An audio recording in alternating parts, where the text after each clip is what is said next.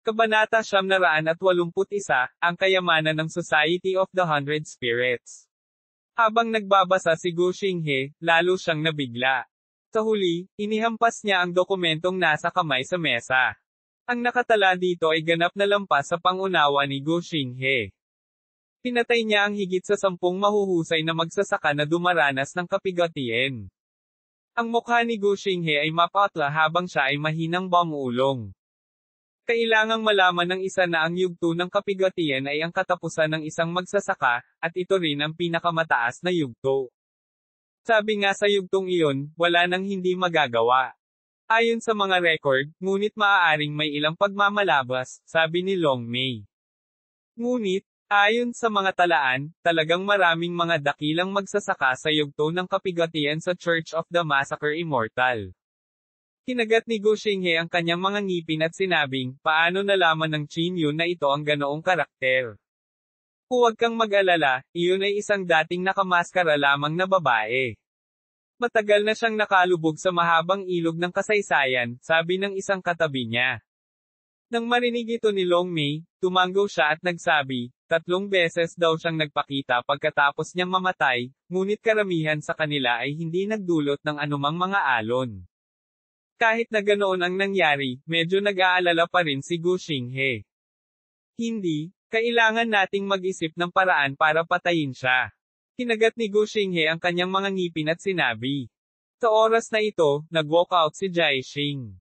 Umiling siya at sinabing, ipinapayo ko sa iyo na huwag magtaas ng kilay na iyan. Ang taong ito ay barumbado at maaaring makipagpatayan anumang oras. Kung sasalakayin mo siya, ang mga kahihinatnan ay hindi maiisip. Bukod dito, madali niyang naalis ang 12 ng mga makapangyarihang tao ngayon. Sa tingin mo ba maaalis natin siya ng tayo lang? Nang marinig ito, agad na kumalma si Gu Xinghe. Pagkatapos ng ilang sandali ng katahimikan, sinabi niya sa mahinang boses, ang bagay na ito. May pagkakataon pa para sa amin na sumangguni sa mga nakatataas. Ads by Pop Future. Matapos mangyari ang ganoong bagay, pansamantala silang kumalma. Ang hindi pagkakaunawaan noon ay hindi namamalayan. Nakatingin ang lahat, natatakot na baka may mangyari na naman. Sa kabilang panig, nanatili si Qin Yu sa 9 na tuktok na bundok sa loob ng 9 na araw. Pagkaraan ng 9 na araw, sa wakas ay gumaling din ang kanyang mga sugat. Taidan. Sa araw na ito, sinubukan ni Qin Yun na tumawag sa kanyang isipan. Gayunpaman, hindi pa rin tumugon si Taidan. Hindi napigilan ni Qin Yu ang bahagyang buntong hininga. Ang biglaang pagkawala ng pagkakatali ni Dan ay nagparamdam kay Qin Yu na siya ay patay na. Kalimutan mo na, hindi ako mapakali sa kanya. Kinaway ni Qin Yu ang kanyang kamay. Umupo siya mula sa kama at sinabi sa mahinang boses, pagkatapos ng napakaraming karanasan, mayroon na akong puhunan upang makatuntong sa yugto ng Martial Saint. Sa kasalukuyang kalagayan ni Qin Yu, maaari nga niyang subukang pumasok sa Martial Saint stage. Sa kasamaang palad, si Qin Yu ay walang makalangit na banilya. Kung gusto niyang makuha ang makalangit na banilya, kailangan niyang umasa sa Taidan. Pagkatapos magpaalam sa lahat, umalis si Qin Yu sa 9 na Pinnacles Mountain. Ilang araw ang sunod-sunod na lumipas, at ang usapin ng Heavenly Blood Rainbow ay nagsimulang unti-unting mawala. Mula noong huling pagkakataon, ang Heavenly Blood Rainbow ay hindi na muling nagpakita. Ang ilang mga tao ay nagpunta pa sa immortal na sekta ng pagpatay, ngunit wala silang nakitang anumang bakas sa kanya. Sa araw na ito, bumalik si Qin Yu sa Jingdo. May grand meeting na gaganapin sa Jingdo. Ads by Pop Future. Ang pulong na ito ay tinawag na 100 Spirits Meeting. Ang pagpupulong ng 100 Spirits ay ginanap 1 beses bawat 5 taon. Sinasabing madalas na lumitaw ang mga bihirang kayamanan sa pagpupulong ng daang espiritu. Maraming mga kayamanan ang napakabihirang, at ang pagkakakilanlan ng mga may-ari nito ay mas mahiwaga. Hindi tumugon si Taidan, kaya sinubukan lamang ni Qin Yu na pumunta sa daang espiritong pagpupulong upang subukan ang kanyang kapalaran at tingnan kung makakakuha siya ng isang tangkay ng makalangit na banilya. Dumating siya hanggang sa pagpupulong ng daang espiritu. Pagdating niya, nakita ni Qin Yu ang isang palihim na figure. Ang figurang ito ay walang iba kundi ang bigot sa manibela. Mabilis na naglakad si Chinyu at tinapik ang kanyang balikat mula sa likuran. F***6. Takot na takot ang bigot sa manibela kaya nasuray-suray siya. Tumingin siya kay Chinyu ng maingat at bumulong, F***6, tinakot mo ako hanggang sa mamatay. Inilibot ni Chinyu ang kanyang mga mata at sinabing, masyado kang maraming masamang bagay. Napakatalino mo. Yumot. Ikinaway ng bigot sa manibela ang kanyang kamay. Sumunod si Chinyu sa tabi ng lalaking may bigot at sinabi, nagkataon lang, may itatanong ako sa iyo. Ang may bigot na lalaki ay tumingin kay Chinyu ng maingat at sinabi, anong mga tanong? Sa insidente sa martial arts hall noong nakaraan, ang babaeng lumitaw na nakasuot ng maskara, si Xiao Yu ba? Tanong ni Chinyu. Ano sa tingin mo? Medyo hindi nakaimik ang bigot na lalaki. Sumimangot si Chinyu at sinabing, pagkatapos ay. Kung gayon bakit hindi kanya pinansin, di ba? Baka sa tono ng bigot ng lalaki ang pangungutya. Tumango si Chinyu. Ngumisi ang lalaking may bigot at sinabing, sinabi ko na sa iyo noon pa man na hindi siya mabait na tao. Sa kanya, walang emosyon na masasabi. Isipin mo, siya ay lumitaw 10,000 taon na ang nakalilipas. Pagkatapos ng mahabang buhay, anong emosyon ang dapat pag-usapan?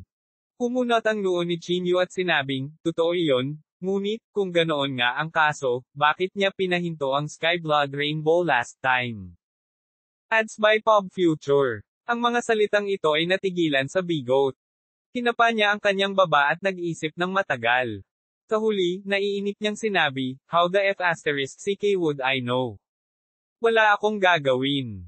May gusto pa sanang itanong si Chinyu, ngunit inilayo ng lalaking may bigot ang kanyang mukha. Hindi siya mapakali kay Chinyu. Kalimutan mo na ito. Nang makita ito, tumigil si Chinyu sa pagtatanong. Walang silbi ang magtanong ng napakaraming tanong. Pagkatapos, si Chinyu at ang lalaking bigot ay nagsimulang maglakad sa lipunan. Ang lipunang ito ay hindi simple. Sinasabi na maraming tao ang nagmula sa Mystic Realm, o mula sa kanluran, ang bigot na lalaki ay ungol. Maraming babe na kahit ako ay hindi pa nakikita. Mapait na ngumiti si Chinyu, gusto ko lang makakuha ng Heavenly Vanilla. Hindi maganda ang bagay na iyon. Sabi ng lalaking bigot. Bakit? Tanong ni Chinyu. Sinabi ng lalaking bigot, ang makalangit na vanilya ay lubhang nakakahiya. Sa mga nangangailangan nito, ito ay isang pambihirang bagay. Ngunit sa mga hindi nangangailangan nito, ito ay walang pinagkaiba sa mga damo sa tabing daan. Hindi napigilan ni Chinyu na mapabuntong hininga nang marinig niya ito. Kung wala ang makalangit na vanilya, hindi magagawa ni Chinyu na maging isang martial saint. Mukhang hindi ganoon kadaling makakuha ng tangkay ng makalangit na vanilya, bulong ni Chinyu. Ikinaway ng lalaking may bigot ang kanyang kamay at sinabing, maraming babe sa 100 espiritong nagtitipon. Dapat mayroong isang bagay na gusto mo. Huwag ito ng iyong mga mata sa makalangit na vanilya. Napaungol si Chinyu bilang pasasalamat at hindi na nagsalita pa.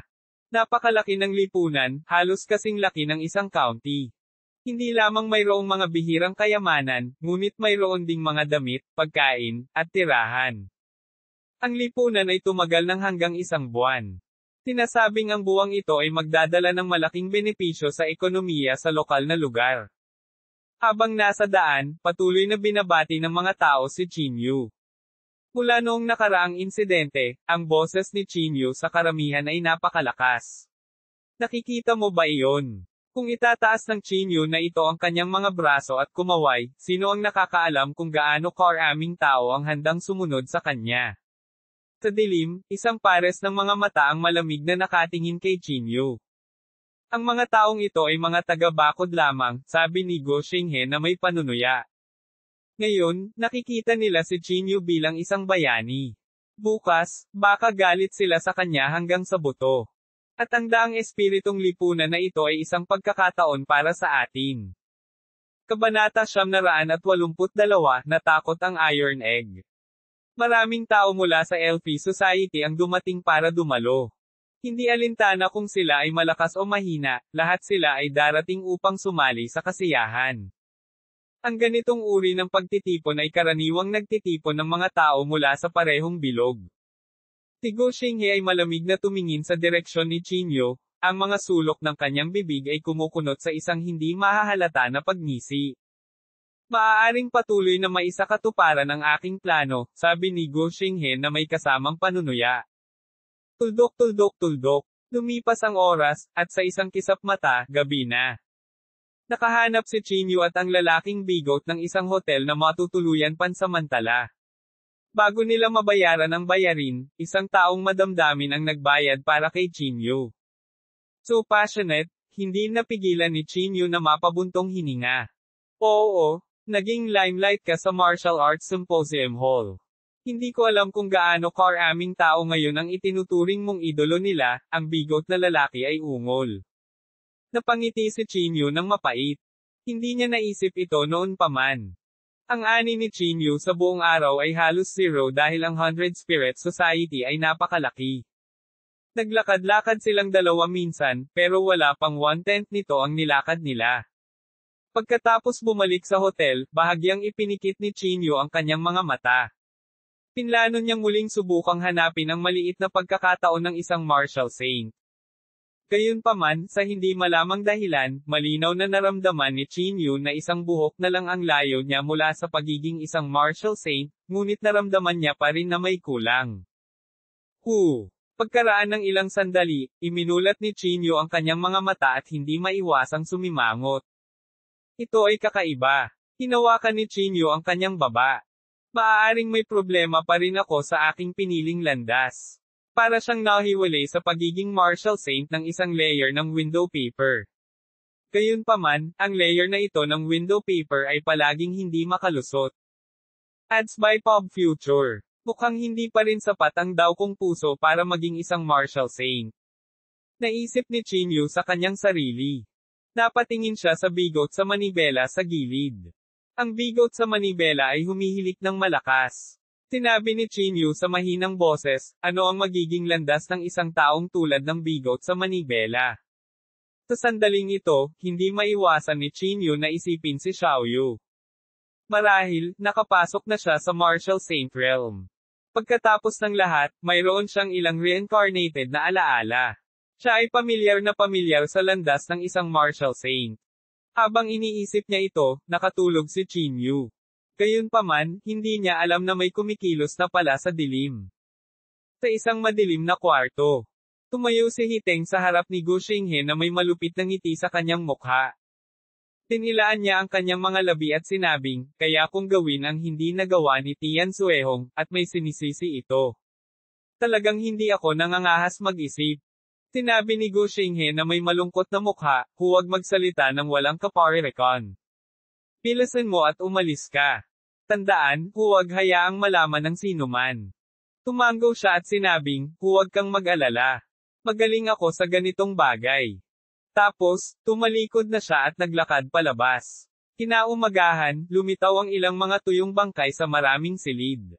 Gayunpaman, walang sinuman ang nag-isip tungkol dito. Ang akala nila ay paghihiganti, kaya hindi na sila masyadong gumawa ng gulo. Tuldok tuldok tuldok. Si Qinyu at ang lalaking bigot ay maagang umalis sa kanilang tirahan at pumunta sa daang espiritong nagtitipon upang magpatuloy sa paghahanap ng makalangit na banilya. Ngunit sa buong umaga, si Qinyu at ang lalaking bigot ay walang nahanap. Mukhang hindi masyadong maganda ang kalidad ng pagtitipon ng daang espirito ngayong taon. Hinaplos ng lalaking bigot ang kanyang balbas at bamulong. Noong nakaraan, ang daang espiritong nagtitipon ay palaging magbubunga ng ilang nakakasira ng lupa na kayamanan. Naaalala ko na ang huling daang pagtitipon ng espirito ay tila nakahukay ng hindi kumpletong kataas-taasang artifact. Sumimangot si Qinyu at napabulalas, ano? Supreme Artifact. Ads by Pop Future. Oo, pero hindi kumpleto. Kung magagamit man o hindi, walang nakakaalam, sabi ng may bigot.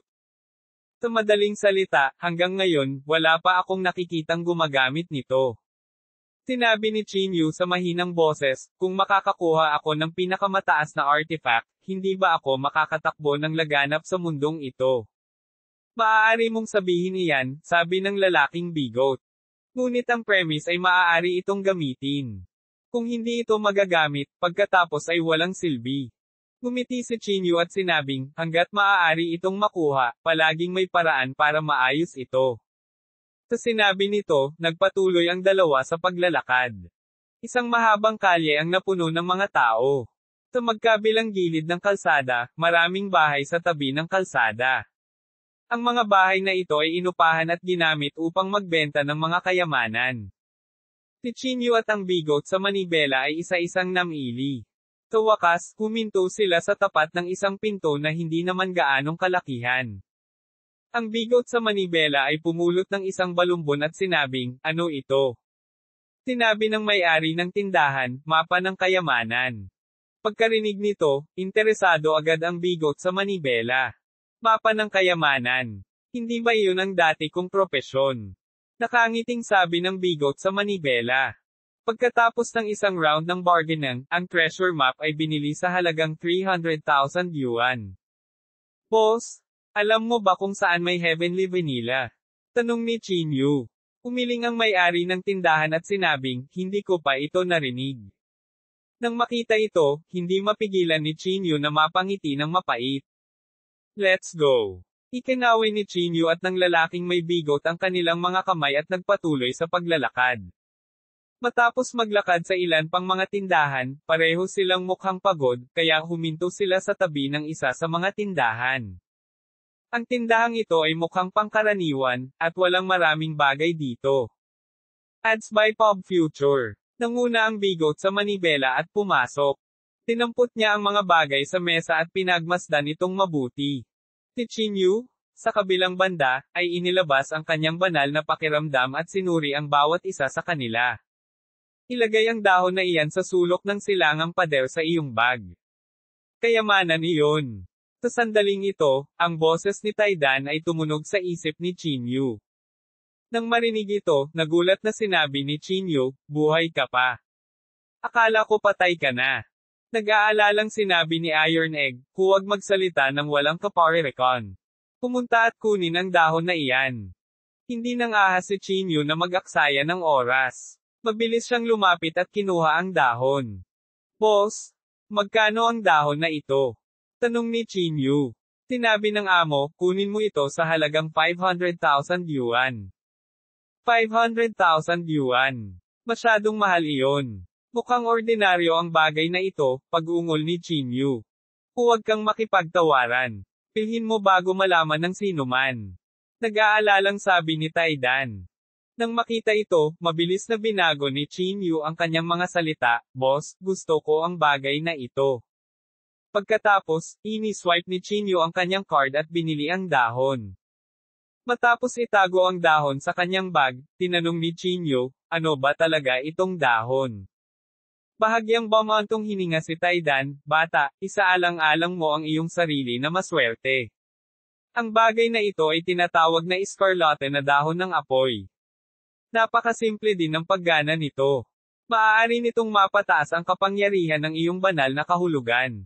Kung mas malakas ang iyong divine sense, mas magiging malakas kapag katapos mong maging isang martial saint. Napabulala si Chinyu, maaari nitong direktang mapataas ang kapangyarihan ng iyong banal na pakiramdam. May ganoong kayamanan. Kung hindi ka naniniwala sa akin, maaari mo itong ibigay sa akin, naiinip na sabi ni Taidan. Hinawakan ni Chinyu ang kanyang ilong at iniba ang paksa. Speaking of which, bakit bigla kang nawala last time? I was just about to let you take over my body. Hindi maiwasang kiligin ng Iron Egg sa pagbanggit nito. Pamulong siya, hilahin ang titi ko pababa. Hindi ako nangangahas na lumabas kasama ang babaeng nakamaskara. Hindi napigilan ni Chinyu na magtanong, kilala mo siya? Hindi, pero marami na akong narinig na chismis tungkol sa kanya. Medyo nanginginig ang boses ni Iron Egg. At saka, nakakita ako ng portrait sa isang malaking nicho noon. Sa portrait na iyon, nakita ko ang tunay na katawan nitong babaeng nakamaskara. That scene. I couldn't help but shiver. Iron Egg shivered. Hindi napigilan ni Chinyu na itaas ang kanyang kilay at sinabing, hindi ka ba kilala bilang numero unong mamamatay na Diyos? Bakit? Duwag ka na ba ngayon? Ano ang alam mo? Sabi ni Iron Egg na medyo hindi nasisiyahan. Hindi mo pa nararanasan ang panahon niya. Sabihin ko sa iyo, malas ka. Sa iyong talento, hindi ka magagapi sa mundo pagdating ng panahon. Sa kasamaang palad, ang babaeng nakamaskara ay muling nabuhay sa buhay na ito. Kabanata 983, ang masasamang Gu Xinghe. Anong ibig mong sabihin? Tanong ni Qin Yu, nalilito. Gumisi si Taidan, sa mahabang ilog ng kasaysayan, nagkaroon ng hindi mabilang na mga henyo. Lahat sila ay parang mga bituin sa langit, ngunit hanggat pareho sila ng buhay sa kanya, sa huli ay mamamatay sila sa kanyang mga kamay. Tandaan, ito ay bawat buhay. Hindi mapigilan ni Qin Yu na sumimangot. Hindi naman ito exaggerated gaya ng sinasabi mo, di ba? Sabi ni Qin Yu na may pagdududa. Gumisi si Taidan at sinabing, maniwala ka man o hindi, bawat panahon ay magkakaroon ng mga nangungunang henyo na kayang sugpuin ang parehong henerasyon, ngunit lahat ng mga henyo ay namatay sa kanyang mga kamay. Sa puntong ito, tumingkayad si Taidan at nagpatuloy, ngunit maswerte ka rin. Hanggat siya ay muling nabuhay, kadalasan ay isang malaking panahon ito. Great Era. Ano ang ibig sabihin nito? Tanong ni Qin Yu. Sinabi ng bakal na itlog, siya ay isinilang na muli ng 4 na beses sa kabuuan, at 2 beses na siyang lumaki sa kabuuan. At ang 2 beses na ito ay ang pinakamaunlad na panahon sa nakalipas na 10,000 taon. Maraming mga henyo sa dakilang panahon, at ang kompetisyon ay magiging mas matindi. Mas maraming mga nangungunang talento ang isisilang. Walang sinabi si Qin Yu. Taidan parang nagsasabi siya ng totoo, at parang hindi siya nagsisinungaling. Nagpatuloy sa pagtatanong si Qin Yu, kung gayon, alam mo ba kung saang antas ng cultivation ang babaeng nakamaskara na ito? Hindi ko alam. Umiling si Taidan. Ngunit masasabi ko sa iyo na ang mga magsasaka sa yugto ng kapigatian ay ang katapusan ng kanilang landas sa paglilinang. Napakakaunti ang nakaabot sa antas na ito. Ngunit marami ang namatay sa kanyang mga kamay. Kinulat ni Qin Yu ang kanyang mga labi. Ads by Pop Future. Ang bigot sa manibela, ang Sky Blood Rainbow, at ang kasalukuyang Taidan ay tila takot na takot sa babaeng nakamaskara. Lalo na itali si Dan. Halatang napakayabang niyang tao, pero sa pagkakataong makita niya ang babaeng nakamaskara, pinili na niyang matulog. Ngunit sa impresyon ni Qin Yu, malinaw na isa siyang brat na sumunod sa likod niya. Hindi ako naniniwala na walang mas malakas kaysa sa kanya, mahinang ngumuso si Qin Yu. Ikinaway ni Taidan ang kanyang kamay at sinabing, kung sasabihin mong 10,000 taon na ang nakalilipas, kung gayon ito ay halos isang alamat. Walang nakakita nito, kaya walang paraan upang ma-verify ang pagiging tunay nito. Si Qin Yu ay hindi nagpatuloy sa pagtatanong. Iniligpit niya ang eskarlate na dahon ng apoy at umalis sa lugar na may bigot sa manibela. Makalipas ang isang araw, kakaunti pa rin ang kikitain nilang dalawa. Hindi nito maiwasang makaramdam ng kaunting inis sa bigot sa manibela. Kung hindi natin makuha ang babe, nangangahulugan ito na may natalo sa atin dito, buntong hininga ang bigot ng manibela. With that, kinuha niya ang treasure map sa kanyang kamay at binuksan iyon. Ngunit maaari nating tingnan ang lugar na ito. Inilabas ng lalaking may bigot ang mapa ng kayamanan at sinimulang ikumpara ito sa mapa ng mundo upang mahanap ang lokasyon nito. Maaari nating tingnan ang lugar na ito, paalala ng bakal na itlog. Tanong ni Qin Yu, ano? Talaga bang may mga kayamanan dito? Hindi ko alam, ngunit ayon sa aking impresyon, ang lugar na ito ay malamang na isang larangan ng digmaan, sabi ni Taidan. Bahagyang tumango si Qin Yu at sinabing, okay, nakuha ko. Nang gabing iyon. Ads by Pop Future. Nagpatuloy si Hiteng sa paggalaw. Nang gabing iyon, marami pang tao ang namatay sa kanyang mga kamay, at ang mga paraan ng paggawa ng mga krimen ay eksaktong pareho. Kinabukasan, habang naglalakad si Qin Yu na may bigot sa manibela, narinig niyang pinag-uusapan ng mga tao ang bagay na ito. Siyempre, hindi masyadong inisip ito ni Qin Yu. Kung tutuusin, karaniwan na ang mga tao na pumatay sa mundo ng martial arts. Bukod dito, ito ay ang 100 Spirits Association, na naghahanap ng mga kayamanan. May posibilidad na may pumatay ng tao at nakawin ang kanilang mga paninda. Sa mga susunod na araw, si Chinyu at ang bigot sa Manibela ay nagpatuloy sa paglalakad sa 100 Spirits Association, nagpapahinga saan man sila magpunta. Sa loob ng 5 magkakasunod na araw, may kabuuang 18 tao ang namatay sa 100 Spirits Association. Ang bawat isa sa kanila ay eksaktong pareho bago sila namatay. Ito ay isang kalunos-lunos na tanawin. Anong nangyayari? Baka may pumatay sa kanila at nagnakaw ng mga gamit nila. Ang pamamaraang ito, medyo katulad ng rainbow ng dugo sa langit noon. Imposible. Ang Sky Blood Rainbow ay natakot na sa kanyang talino. How dare he do that thing again? Nakita ko ng sarili kong mga mata ang mamamatay tao. Nakasuot siya ng itim na damit at ang kanyang panloob na chi ay napakasama. Habang lumalaganap ang bagay na ito, mas naging mystical ito. May mga nagsabi pa na nakita nila ang mamamatay tao na kumakain ng laman at buto. Mukhang mas mapanganib ang mga lugar na may kayamanan, tamad na sabi ni Chinyu habang ang mga kamay ay nasa likod ng kanyang ulo. Who cares? Just don't blame us, bulong ng bigot na lalaki. Si Chinyu ay natural na hindi mapakali sa mga ganitong bagay. Ads by Pop Future. Sa isang kwarto, napangisi ang mga labi ni Gu Xinghe. Panahon na para gabayan sila, walang pakialam na sabi ni Gu Xinghe habang kumakatok sa mesa gamit ang 2 daliri. Pagkatapos, tumingin siya sa mahabang kilay at sinabing, magpadala ka ng isang tao para ipakalat na ang pamamaraang ito ay eksaktong kapareho ng spell na ginamit ni Chinyu. Oo. Mabilis na tumango ang mahabang kilay. Nang gabing iyon, tinawag siya ni Gu Xinghe sa kanyang silid. Young Master Gu, bahagyang yumuko siya. Tumango si Gu Xinghe at sinabing, paano ito? Maayos ba ang iyong paglilinang? Tinilaan ni Hiteng ang kanyang mga labi, pinaikit ang kanyang mga mata at sinabing, sa bilis na ito, hindi magtatagal bago ako makapasok sa Martial Saint Realm. Ahaha, hindi masama. Talagang pinamumunuan mo ang iyong reputasyon bilang numero 1 henyo ng Central Plains. Medyo hinangaan na sabi ni Gu Xinghe. Salamat lahat sa patnubay ni Young Master Gu, nakangiting sabi ni Teng. Ikinaway ni Gu Xinghe ang kanyang kamay. Naglabas siya ng sombrero sa kanyang bulsa at inilagay sa harap ni Hiteng. Ano ito? Nalilitong tanong ni Hiteng. Gumisi si Gu Xinghe, ito ang sombrero na isinuot ni Chinyu. Tandaan, humanap ng pagkakataon na sadyang ibunyag ang isang depekto at iwanan ang sombrerong ito sa eksena. Pinaikit ni Hiteng ang kanyang mga mata at nginisyan, nakuha ko. Kinuha niya ang sombrero, tumalikod, at lumabas. Pagkaalis niya, pumasok si Jiaxing. Tumingin siya kay Gu Xinghe sa kanyang harapan at sinabi sa mahinang boses, kung gusto mong patayin si Chinyu, matutulungan kitang maalis siya ngayon.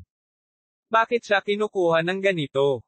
Sumulyap si Gu Xinghe kay Jiaxing at ngumuso, Tito Jiaxing, kahit na makapangyarihan ka, hindi mo talaga alam kung paano patakbuhin ang isang organisasyon.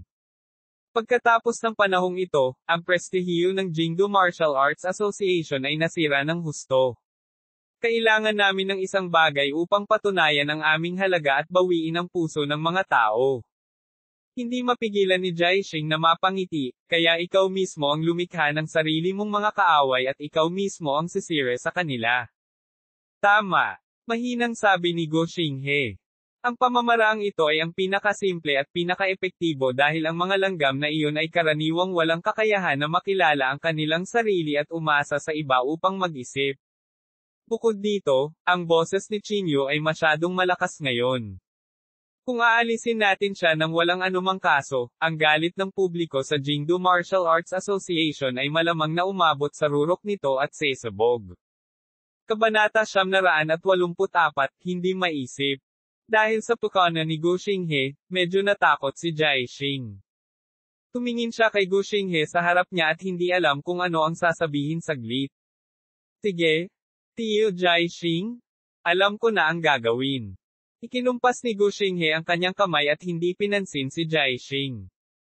Tuldok. Kinabukasan. Umabot na sa 25 ang bilang ng mga nasawi. Dahil dito, agad na pinapansin ito ni Chinyu.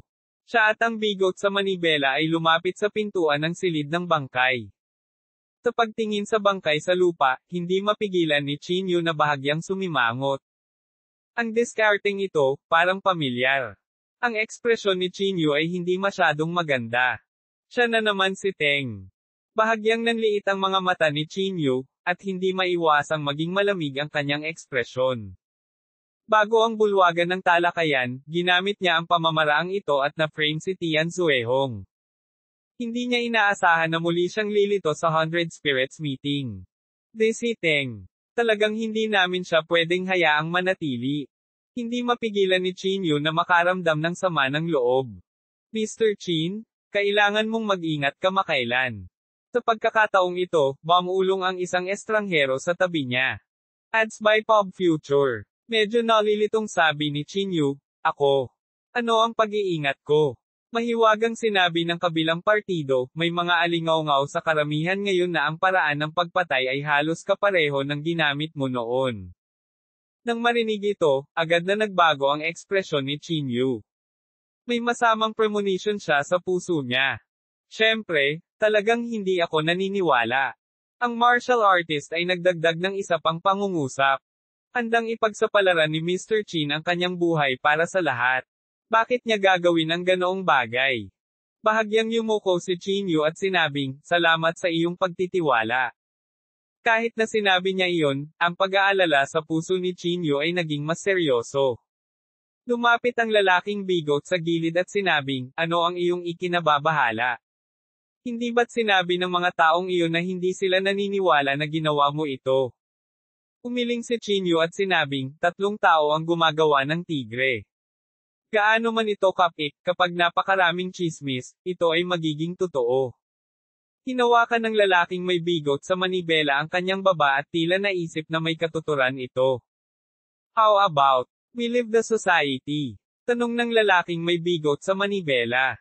Huminga ng malalim si Chinyu at sinabing, sa tingin mo baka pakipakinabang na umalis. Kung aalis tayo, hindi natin malilinas ang ating pangalan. Kung gayon, ano ang dapat nating gawin? Tanong ng may bigot. Ibinuka ni Chinyu ang kanyang bibig, ngunit wala siyang maisip na magandang ideya. Kung mahahanap natin si Teng noon, natural na ito para sa pinakamahusay. Huminga ng malalim si Chinyu. Sa pamamagitan nito, inilabas niya ang kanyang banal na kahulugan, na sumasaklaw sa halos buong daang lipunan ng mga espiritu. Ngunit sa kasamaang palad, hindi mahanap ni Chinyu si Teng. Ads by Pop Future. Tinala ko na ang bagay na ito ay may kaugnayan sa Martial Arts Association ng Jingdo, sabi ni Chinyu sa mahinang boses. May kinalaman sa kanila. Hindi napigilan ng lalaking bigot na medyo nagulat. Bumantong hininga si Chinyu bilang pasasalamat at sinabing, kung talagang may kinalaman ito sa kanila, magkakaproblema tayo. Kalimutan mo na ito. Ginagawa ko ng maayos ang trabaho ko. Kung hindi ko ito ginawa, walang makakapit nito sa akin. Kinawian ni Chinyu ang kanyang kamay at sinabing. Sa ngayon, para kay Chinyu, ang pinakamahalagang bagay ay ang malaman sa lalong madaling panahon kung paano maging isang martial saint at mahanap ang makalangit na banilya. Pagbalik niya sa kanyang tirahan sa gabi, inilabas ni Chinyu ang iskarlate na dahon ng apoy. Ang iskarlate na dahon ng apoy ay mukhang ordinaryo. Hindi banggitin ang paningin ni Chinyu, kahit ang kanyang bigot sa manibela ay hindi masasabi na ito ay pambihira. Paano ko gagamitin itong iskarlate na dahon ng apoy? Tanong ni Chinyu sa kanyang isipan. Sinabi ni Taidan, wala ka bang espiritual na apoy? Itapon ng iskarlatang dahon ng apoy na ito sa espiritual na apoy. Siyempre, kontrolin ang lakas ng apoy. Kung hindi, maaari nitong sirain ang iskarlatang dahon ng apoy na ito. Agad na tumango si Chinyu nang marinig niya ito. Pinigil niya ang kanyang hininga at iniunat ang kanyang palad, at isang tipak ng espiritual na apoy ang bumagsak sa kanyang palad. Ang lilang apoy ay sumayaw sa dilim na parang sayaw, maganda at kaakit-akit. Ginamit ni Chinyu ang kanyang kabilang kamay upang kunin ang iskarlate na dahon ng apoy at ilagay ito sa kanyang kanang kamay. Pagkatapos, itinuon ni Chinyu ang lahat ng kanyang atensyon sa apoy at maingat na inihaw ang iskarlate na dahon ng apoy. Pagkalipas ng ilang minuto, nagsimulang sumikat ang iskarlata na dahon ng apoy na may gintong liwanag na parang ginto. Habang nagninangas ang espiritual na apoy, ang ginintoang liwanag ay lalong lumiliwanag. Ang panlabas na balat ay nagsimulang matuklap na nagpapakita ng mga patong ng ginto. Ads by Pop Future. Tama na, sapat na. Sa sandaling ito, ang boses ni Iron Egg ang tumutunog sa kanyang isipan. Nagmamadaling inalis ni Chinyu ang espiritual na apoy at tumingin sa iskarlatang dahon ng apoy. Sa sandaling ito, ang Scarlet Fireleaf ay kumikislap sa kadiliman tulad ng isang mainit na meteorite. Magaling, Chinyu. Pumuti na ang iyong paningin. Talagang nakakuha ka ng iskarlate na dahon ng apoy. Nagulat na sabi ng may bigot sa gilid. Nagulat na sabi ni Chinyu, alam mo talaga na ito ay isang iskarlate na dahon ng apoy. Kalokohan. Nilaybot ko na ang buong mundo. Ano ang hindi ko nakita? Nakangising sabi ng may bigot. Si Chinyu ay hindi masyadong nag-isip tungkol dito. Gayunpaman, malamig na sinabi ni Taidan sa kanyang isip, natatakot ako na ang kaibigan mong ito ay hindi simple. Bakit mo nasabi iyan? Medyo nalilito na sabi ni Chinyu. Malamig na sinabi ni Taidan, sa pagkakaalam ko, ang iskarlate na dahon ng apoy ay nawala ng higit sa 1,000 taon. Maliban kung ito ay isang taong nabuhay ng higit sa 1,000 taon, imposibleng makilala ito sa unang tingin. Napakamot ng ulo si Chinyu at sinabing, masyado kang nag-iisip. Maraming bagay mula sa 1,000 taon na ang nakakaraan. Maraming tao pa rin ang nakakakilala nito. Iba ang iskarlate na dahon ng apoy. Ang bagay na ito ay ganap na nawala 1,000 taon na ang nakalilipas. Walang record nito, patuloy ni Taidan. Maaaring masabi niya na ang bagay na ito ay hindi pangkaraniwan, ngunit imposible para sa kanya na malaman na ang bagay na ito ay tinatawag na iskarlate na dahon ng apoy. Maliban kung siya ay umiral 1,000 taon na ang nakalilipas. Hindi mapigilan ni Chinyu na tumingin sa bigot ng manibela ng may pagtataka. Matagal na niyang nahulaan na ang bigot sa manibela ay hindi simple, ngunit hindi niya naisip na siya ay talagang nabuhay sa nakalipas na 1,000 taon. Hoy, Chinyu? Maaari ko bang gamitin ang treasure map na ito para makipagpalitan sa iyo? Ang bigot sa manibela ay sumandal at nakangiting sinabi. Inilibot ni Chinyu ang kanyang mga mata at sinabing, pumunta ka sa impyerno, sa iyong mga panaginip. Che, kuripot, ungol ng bigot sa manibela. Maingat na kinuha ni Chinyu ang iskarlate na dahon ng apoy at binalak na pinuhin ito sa oras na ito. Siya nga pala, kailangan mong alaga ang mabuti itong iskarlate na dahon ng apoy. Ang bagay na ito ay maaaring magpataas ng iyong divine sense. Paalala ng may bigot na lalaki sa tabi niya. Pagkatapos niyang magsalita, bumulong pa siya, naiinis talaga ako sa pagkukumpara sa mga tao. Sa iyong pangangatawan, hindi ka na magagapi pagkatapos tumuntong sa Martial Saint Realm. Ngayon, maaari mong itaas muli ang iyong divine sense. God, hindi ko talaga maisip kung ano ang mangyayari kapag naging Martial Saint ka. Who knows? Baka makalaban mo pa ang isang makapangyarihang figure. Kabanata 985, mga lihim ng tagapagtanggol ng Dao. Inilibot ni Chinyu ang kanyang mga mata at sinabing, hindi naman ganoon kalabis. Ang pakikipaglaban sa isang makapangyarihang tao. Sa akin lang. Ang isang makapangyarihang figure ay isang kaharian na hindi maabot. Iyon ay isang pag-iral na nagtataglay ng makalangit na kapangyarihan. Bumulong ang bigot na lalaki, mahirap talagang sabihin.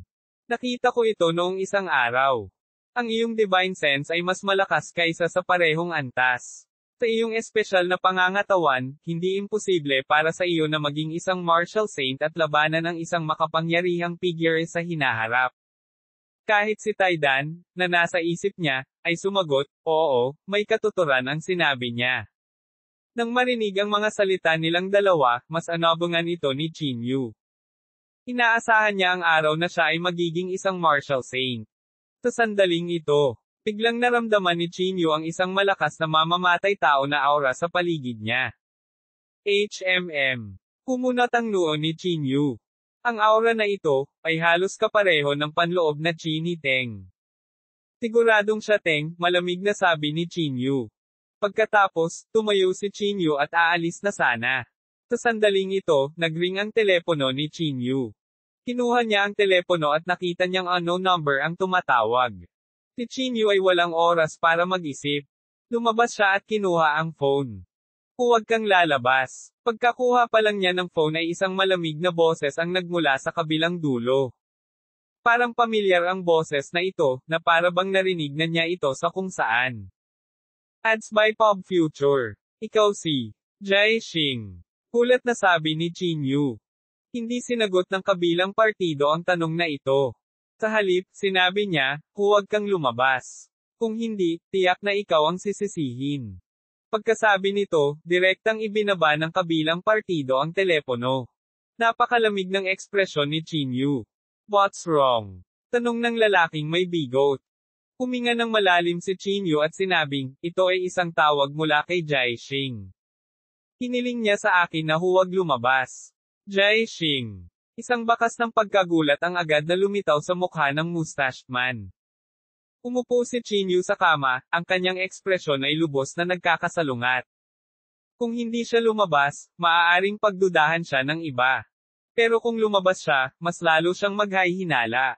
Siya ay nahuli sa isang dilema. Ginagawa talaga ng JINGDU Martial Arts Association. Huminga ng malalim si Chinyu. Mukhang minaliit ko itong Gu Xinghe. Umupo siya sa tabi ng kama at nag-alinlangan ng matagal. Sa huli, tumalikod siya at naglakad palabas. Dahil pagdududahan siya kahit anong mangyari, baka subukan niyang hulihin si Teng. Paglabas niya ng pinto, nakita ni Chinyu na nagmamadaling lumabas si Chinyu. Gaya ng dati, ang kanyang buong katawan ay nababalot ng isang itim na damit, at napuno ng masamang aura ang buong kalye. Ang panloob na ni Chinyu ay sobrang siksik. Tumigil ka. Sigaw ni Chinyu. Huminto si Hiteng sa kanyang kinatatayuan. Ibinuka niya ang kanyang bibig at sinabi sa mahinang boses, Chinyu. Hiteng. Hindi ka makakaalis ngayon. Ang panloob na ni Chinyu ay sumabog habang siya ay sumisigaw.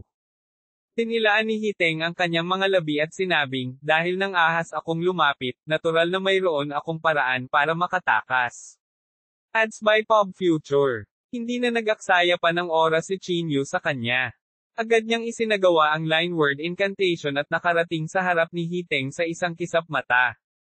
Biglang nagsikip ang mga pupils ni Hiteng. Maliwanag, hindi niya inaasahan na ang bilis ni Chinyu ay napakabilis. Bang! Bago pa siya makapag-react, ang kamao ni Chinyu ay nabasag na sa kanyang dibdib. Ang suntok na ito ay direktang tumago sa dibdib ni Hiteng. Agad na bumulwak ang dugo. So strong? Hiteng grinned and said with a smile na hindi ngiti. Kumalaw ang mga paa ni Chinyu, at ang mabigat na bumagsak na espasyo ay agad na inihagis. Pagkatapos, itinaas ni Chinyu ang kanyang kamay at ibinato ang ganap na simula ng sagradong kamao kay Hiteng. Ngunit sa sandaling ito, ang katawan ni Teng ay naging mga bola ng itim na enerhiya. Agad na napalampas ang kamao ni Chinyu. Ang mga bola ng itim na enerhiya ay lumundag sa iba't ibang direksyon. Kahit na gusto kong makipag-away sa iyo, ngayon, ay hindi ang oras. Ang boses ni Hiteng ay nagmula sa lahat ng direksyon. Huwag kang mag-alala, malapit na akong maging martial saint. Kapag dumating ang oras na iyon, papatayin kita. Pagkatapos niyang iwan ang mga salitang ito, nawala siya ng walang bakas. Ang ekspresyon ni Chinyu ay sobrang pangit. Nakatakas siyang muli. Huminga ng malalim si Chinyu. Bago ka maging isang martial saint, natatakot ako na napakahirap na patayin siya, sabi ng mustache man sa malalim na boses. Kailangan mong isara ang espasyo upang maalis siya. Napaungol si Chinyu bilang pasasalamat at sinabing, hindi tayo dapat magtagal dito. Bumalik tayo. Pagkatapos niyang magsalita ay mabilis na tumalikod ang dalawa at bumalik sa kanilang tirahan. Noong gabing iyon, may masamang premonition si Chinyu sa kanyang puso. Ads by Pop Future. Lumabas siya para hanapin si Hiteng dahil sa panganib. Kung hindi niya mahuli si Teng, mas dadami ang kanyang hinala. Kalimutan mo na ito, gawin mo ang lahat ng gusto mo. Walang tiyag ang iwinagayway ni Chinyu ang kanyang kamay. Hindi mapakali si Chinyu sa iniisip ng iba. Tanging lakas ang nauukol sa kanya. Noong gabing iyon, bahagyang ipinikit ni Chinyu ang kanyang mga mata at sinubukang hanapin ang landas upang maging isang martial saint muli. Gayunpaman, sa hindi malamang dahilan, pakiramdam niya ay may kulang pa rin. Para siyang nawawalan ng bakas ng pagkakataon. Sa loob ng kalahating gabi, si Chinyu ay basang-basa sa pawis, ngunit hindi pa rin niya mahanap ang bakas ng pagkakataon. Walang pagpipilian si Chinyu kundi ang pansamantalang sumuko. Hindi ka dapat maiinip na maging isang martial saint, sabi ni Taidan sa kanyang isip. Kung hindi mo talaga kaya, pwede kang magmakaawa sa iyong ama. Sa kakayahan niya, hindi siya mahirap na hayaan kang maging martial saint. Napangiti si Chinyu at sinabing, hindi ko nga alam kung nasaan siya, paano ko siya tatanungin. Nang sabihin niya ito, nagtanong si Chinyu, nga pala, alam mo ba kung nasaang yugto na ang aking ama? Hindi ko alam. Umiling si Taidan at sinabing, ang lakas ng bawat tagapag-alaga ay isang misteryo. Napaungol si Chinyu at hindi nagpatuloy sa pagtatanong. Sinabi ng kanyang ama na makikita niya siya kapag siya ay sapat na. Nakahiga si Chinyu sa kama, paikot-ikot, hindi makatulog. Sa sandaling iyon, biglang umupo si Chinyu mula sa kama. Taidan, may itatanong ako sa iyo, sabi ni Chinyu. Panipi tuldok. Don't fucking call me Taidan. Galit na sabi ni Taidan. Hindi siya pinansin ni Chinyu at nagpatuloy sa pagtatanong, kilala mo ba ang Yan family? At ang bloodline ng Yan family? Natigilan si Taidan at nagulat na sabi, pamilya yan. Aling pamilyang yan ang sinasabi mo? Hindi ko rin alam. Anyway, lahat sila nagsabi na ang girlfriend ko ay may napakalakas na bloodline. Pagkatapos sabihin iyon, sinabi ni Chinyu kay Taidan ang nangyari. Kasama kung paano inagaw ng iba't ibang lihim na kaharian at ng Martial Arts Association ng Jingdo si Yan Rozo. Nang marinig ito, hindi napigilan ni Taidan na huminga ng malalim at bumuulong sa mahinang boses, ayon sa iyo, natatakot akong ang pamilya yan lang ang mayroon. Kabanata 986, Dilema. Nang marinig ito, nagmamadaling nagtanong si Chinyu, kilala mo ba ang pamilya yan? Walang pakialam na sinabi ni Taidan, mula sa iyong paglalarawan, maaaring ang pamilyang yan lang ang napasa akin sa loob ng maraming taon. Tumango si Chinyu at sinabing, magpatuloy. Tumikim si Taidan at sinabing, ang pamilyang yan ay isang pamilya na may sinaunang pamana. Sinasabing ang kanilang kumpletong linya ng kadugo ay napakalakas. Minsan sila ay itinuturing na isa sa mga pinakamakapangyarihang linya ng dugo sa mundo. Ayon sa pagkakaintindi ko, kapag umabot na sa 80% ang bloodline, qualified na silang maging head ng Yan family. 100%. I have never seen it before.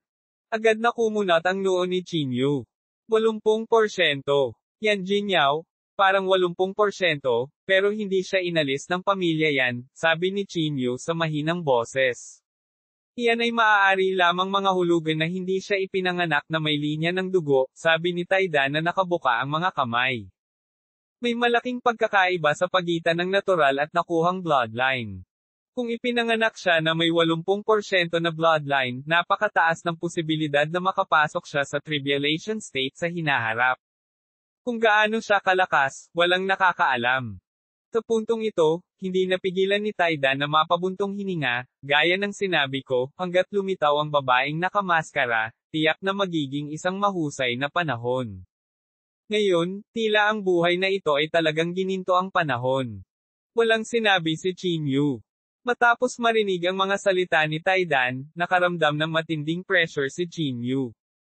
Kung gayon, napakalakas ba ng pamilyang yan? Patuloy na tanong ni Chinyu. Inilibot ni Taidan ang kanyang mga mata kay Chinyu at sinabing, ano sa palagay mo ang mga pamilyang tumawid sa tribulation stage? Hayaan mong sabihin ko ito. Hanggat ang isang pamilya na tumawid sa yugto ng kapigatian, ito ay magiging isang nangungunang aristokratikong pamilya, at ang mga inapo nito ay makikinabang dito.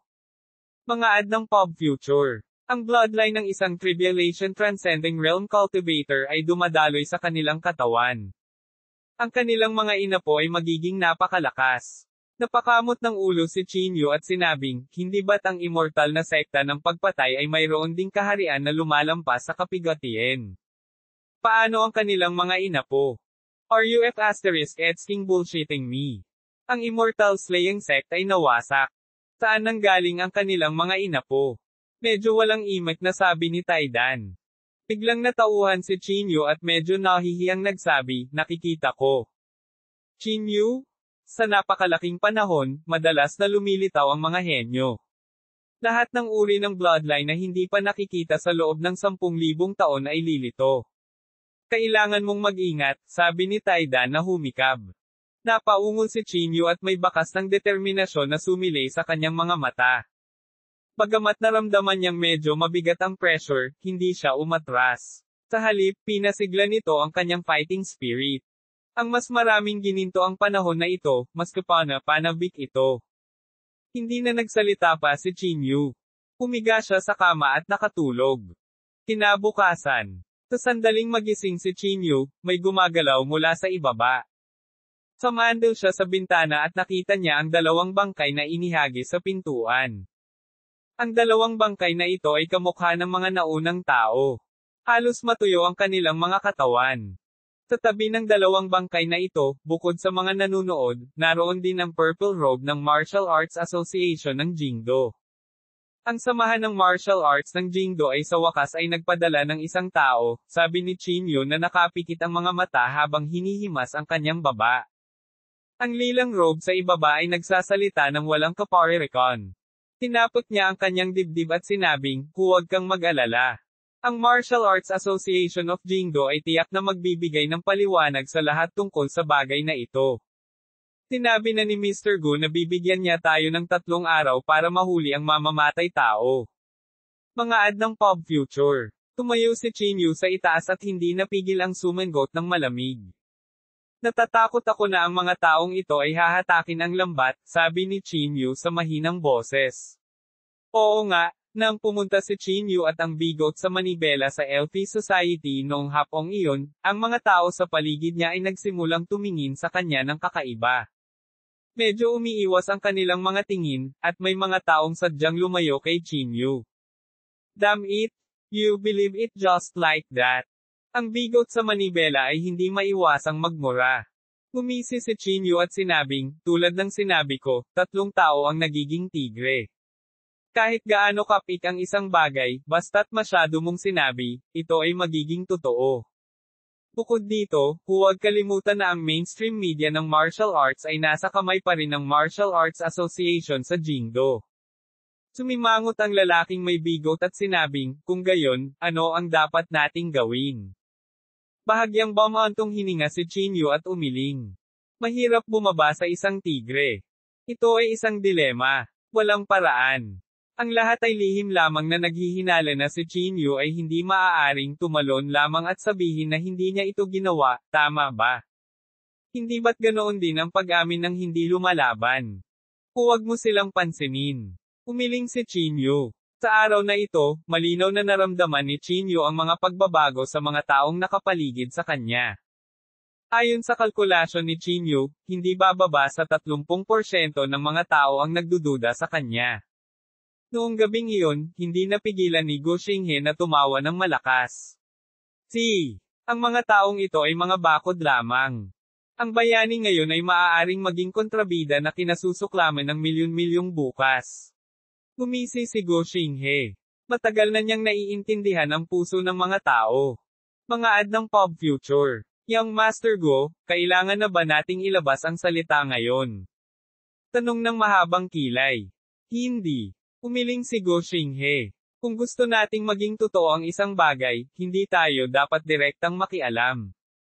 Dapat natin silang gabayan mula sa gilid at hayaan silang maghinala kay Chinyu. Gumisi si Gu Xinghe. Hindi napigilan ni Long Mei na bigyan ng thumbs up si Gu Xinghe. Young Master Gu, hindi ko talaga inaasahan na mayroon kang ganoong talento. Ipinanganak ka lang na may mga kasanayan sa pamumuno. Si Long Mei ay nagsimulang mambola. Sinabi rin ni Gu Xinghe na may bahagyang mapagmataas na ekspresyon, upang makitungo sa mga taong ito, kailangan ko lang gumamit ng kaunting trick. Malapit nang mauunawaan ni Chinyu na mayroong higit sa isang paraan upang pumatay ng mga tao. Lumipas ang isa pang araw. Nagbago muli ang ugali ng mga tao sa paligid ni Chinyu, at parami ng parami ang natatakot kay Chinyu. Nagpadala pa si Gu Xinghe ng mga tao upang ipalaganap ang ilang tila makatwirang pagsusuri. Sa karamihan, sinusubukang humanap ng mga paraan upang ihatid ang kanilang mga hinala kay Chinyu. Pagkaraan ng 3 araw, walang nang ahas na lumapit kay Chinyu. Hanggat lumitaw si Chinyu, may mga taong nagsasalita tungkol sa kanya. Hindi mapakali si Chinyu. Siya at ang lalaking bigot ay pumunta sa isang pinto, kumuha ng pamaypay at nagtanong, "Boss, magkano ito?" Nagbago ang ekspresyon ng boss, at nagmamadali siyang nagsabi, "Ako, hindi ko ito ibinebenta." Malungkot na sinabi ng lalaking may bigot, "Ano? Sinasabi mo bang hindi kita bibigyan ng pera?" Sa sobrang takot ng may-ari ay hindi na siya kumibo, at mas lalong namutla ang mukha. Ikinaway ni Chinyu ang kanyang kamay at sinabing, "Kalimutan mo na ito." Pagkalabas ng tindahan, hindi napigilan ng may bigot na sabihing, "Damn, sobra-sobra ang mga taong ito." Ilang araw na ang nakalipas, sinabi nilang bayani ka, pero ilang araw lang, naging ganito na ang ugali mo. Mapait na ngumiti si Chinyu at sinabing, hindi nila kasalanan na may gumagabay sa kanila. Sa dilim, may tumingin sa background ni Chinyu at hindi maiwasang ipakita ang isang bakas ng malamig na ngiti. "Young Master Wan, may naiisip ka ba?" Tanong ng isang martial saint sa tabi niya. Gumisi si Wan Guqiong at sinabing, "Maaaring hindi makita ng iba ang mga pamamaraan ni Gu Xinghe, ngunit nakikita ko ito ng malinaw. Kung ganoon, tutulungan ko siya." Dahil doon, tumingin siya sa tindahan at malamig na sinabi, "Maghanap ng pagkakataon para patayin ang may-ari ng tindahang ito." Kabanata 987, ang galit na si Chinyu. Sa dilim, maraming tao ang nagsimula ng puntiryahin si Chinyu. Ngunit wala pa ring pakialam si Chinyu. Matapos ang isang buong araw, halos walang gustong lumapit kay Chinyu. Si Chinyu ay pumasok sa mahigit 10 tindahan, ngunit 3 lamang sa mga may-ari ng tindahan ang handang tumanggap ng Chinyu. Buntong hininga. Hindi napigilan ni Chinyu ang bahagyang buntong hininga. Lalong inis ang bigot sa manibela sa gilid. Wala bang utak ang mga taong ito? Hindi ba nila naiisip ang sarili nila? Pilit na sabi ng bigot sa manibela. Walang magawang sinabi ni Chinyu, para sa kanila, hindi mo sila maaaring hilingin na mag-isip ng labis. At saka, dapat silang matakot. Ang bigot sa manibela ay ikinaway ang kanyang kamay at sinabing, "Kung gayon, wala akong pakialam. Ang punto ay masyadong maaantala nito ang aking paghahanap ng kayamanan.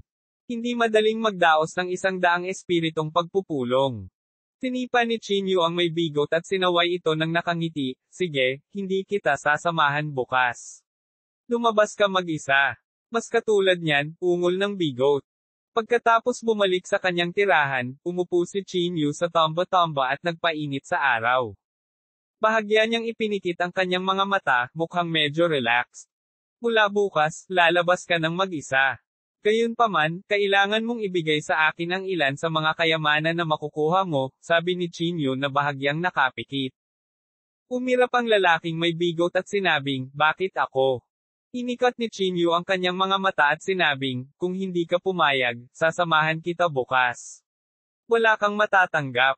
Ikaw." "Sige." Walang magawa ang bigot na lalaki. "Ngunit sinasabi ko sa iyo, kailangan kong ipamahagi ang mga bagay." Ads by Pop Future. Walang problema. Tumango si Chinyu. "Kung makakatanggap ka ng isang tangkay ng makalangit na banilya para sa akin, iyon ang pinakamahusay." Ang bigot na lalaki ay bumulong, "Malangit na vanilla, makalangit na banilya, saan kita kukuha ng isang tangkay ng makalangit na banilya?" Tuldok. Kinabukasan. Maagang nagising ang lalaking bigot. Pagkatapos niyang batiin si Chinyu, lumabas siya ng hotel ng mag-isa para maghanap ng kayamanan. Si Chinyu, sa kabilang banda, ay nakahiga sa kama, mukhang medyo relaxed. Sinasabi na mayroong isang tangkay ng makalangit na banilya sa pangalawang kaharian ng misteryo. "Iniisip ko kung totoo ito," mahinang ungol ni Chinyu. Naisip ni Chinyu na hilingin kay Taida na pumunta sa pangalawang lupain ng misteryo upang pumili ng makalangit na banilya para sa kanya. Gayunpaman, nag-aalala pa rin si Chinyu tungkol sa pagkakatali kay Dan. Kalimutan mo na. Hahanapin ko muna. Kung hindi ko talaga mahanap, mag-iisip ako ng ibang paraan, naisip ni Chinyu sa sarili. Sa tanghali, ang lalaking may bigot sa manibela ay nagmamadaling bumalik mula sa labas. Puno ng malalaking bukol ang ulo niya at magulo ang buhok. Siya ay tumingin lubhang kaawa-awa. Biglang tumayo si Chinyu at sinabing, ano ang nangyayari? Galit na sinabi ng may bigot, baliw ang mga taong ito. Tiyak na ginawa mo iyon at binugbog nila ako kapag nakita nila ako. Kung hindi ako tumakbo ng mabilis, natatakot ako na ako ay binugbog nila hanggang sa mamatay. Agad na naging medyo pangit ang ekspresyon ni Chinyu. Umupo siya mula sa kama at malamig na sinabi, inatake ka nila. Tama. Kung narito ka, sinalakay ka sana nila, bulong ng bigot. Kumunat ang noo ni Chinyu. Akala niya ay paghihinalaan siya ng mga taong ito, ngunit hindi niya akalain na sasalakayin nila ang lalaking bigot. Ads by Pop Future. Ang ilang mga tindahan na pinuntahan namin kahapon, ang mga amo na hindi tumanggap sa amin ay namatay lahat kagabi, sabi ng bigot na lalaki sa malalim na boses. Hindi lang iyan, naiwan din sa eksena ang isa mong sombrero. Ngayon sigurado na sila na pinatay mo sila. Huminga ng malalim si Chinyu. Sombrero. Libo-libong mukha ang tinutukoy niya. Ngunit ang libo-libong mukha ay palaging itinatago ni Chinyu sa kanyang special artifact. Talagang pinaghirapan nila ako. Huminga ng malalim si Chinyu at sinabi sa malalim na boses. Bamantong hininga ang bigot at sinabing, nababaliw na ako sa mga taong ito, bilasan na natin at umalis. Walang sinabi si Chinyu. Nilabas niya ang phone niya at binuksan ang martial arts forum. Nakita niyang tinatalakay ng forum ang bagay na ito. Marahil ang taong ito ay si Chinyu. Nagamit na ni Chinyu ang ganoong pamamaraan noon. Mayroon akong isang video dito upang patunayan ito. Ang discarding ito ay eksaktong kapareho ng sa Chinyu. Tingnan mo, ang sombrerong naiwan sa eksena, ito ba ang sinuot ni Chinyu noon? Imposible, paano magagawa ni Chinyu ang ganoong bagay? Noon, itinaya niya ang kanyang buhay upang labanan ang Sky Blood Rainbow. Hehe, isang dragon slaying warrior kalaunan ay nagiging isang masamang dragon. At saka, sino ang nakakaalam kung kumilos siya dahil natatakot siya na ang Sky Blood Rainbow ay nakawin ang kanyang mga mapagkukunan. Sa pagtingin sa mga komento sa forum, ang ekspresyon ni Chinyu ay naging mas pangit. Minamaliit ko pa rin sila, sabi ni Chinyu sa malalim na boses. Ang pag-unlad ng bagay ay ganap na lumampas sa imahinasyon ni Chinyu. Ngayon, halos lahat ay hindi naniniwala sa kanya.